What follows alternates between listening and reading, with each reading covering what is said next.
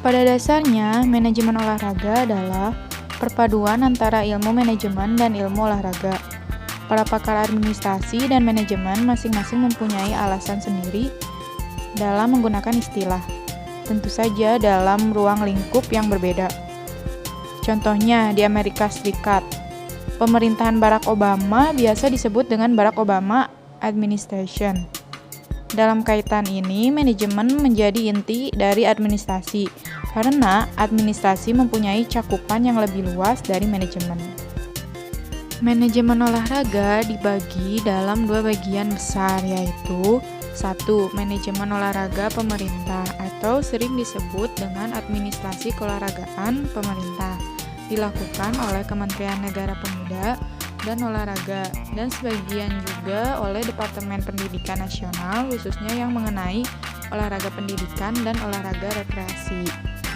Selanjutnya, yaitu yang kedua, manajemen olahraga non-pemerintah atau swasta, dapat dikatakan sebagai revolusinya manajemen olahraga. Salah satu contoh yang mudah diingat adalah Olimpiade kuno, yang menurut catatan sejarah telah diadakan sekitar abad ke-13 sebelum Masehi di Yunani. Hal ini menunjukkan betapa pentingnya olahraga, hingga manajemen olahraga telah dilakukan pada Olimpiade kuno berlangsung sampai penutupan dan menghasilkan juara-juara. Demikian juga dengan Olimpiade modern yang di-restore oleh Baron Pierre de Coubertin yang menghasilkan Olimpiade modern yang pertama digelar pada tahun 1896 di Athena. Jelas bahwa penyelenggaraan tersebut telah menerapkan fungsi-fungsi perencanaan, perorganisasian, penggerakan, koordinasi, serta pengawasan yang baik, sehingga Olimpiade pertama dapat berjalan dengan sukses. Namun, kalau dibandingkan dengan manajemen bisnis, maka manajemen olahraga terlihat kalah cepat berkembangnya.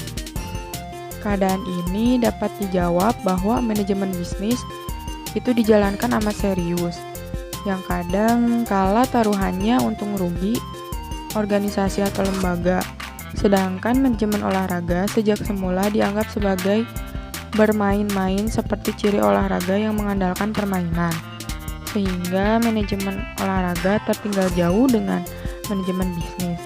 Manajemen olahraga baru ditandatangani secara serius pada penyelenggaraan Olimpiade ke-23 di Los Angeles tahun 1984. Seorang filsuf adalah pencari atau pecinta kebijaksanaan. Suatu filsafat manajemen dapat dianggap sebagai suatu cara pemikiran manajemen. Hal tersebut terdiri atas sikap, keyakinan, dan konsepsi-konsepsi seorang individu atau kelompok tentang manajemen. Robbins membagi pendapat tentang filsafat administrasi dalam dua bagian, yaitu yang pertama, pandangan filsafat makro. Perspektif filsafat makro mempunyai relevansi langsung pada studi dan proses administrasi. Dan yang kedua, pandangan filsafat mikro.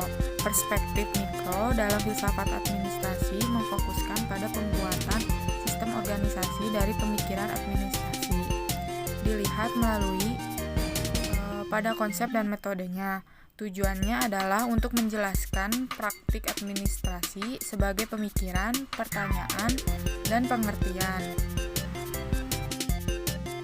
Sesuai perkembangannya, teori manajemen juga mengalami evolusi yang dimulai dari teori manajemen ilmiah, teori manajemen klasik, pendekatan hubungan manusiawi, pendekatan manajemen modern, dan pendekatan sistem manajemen.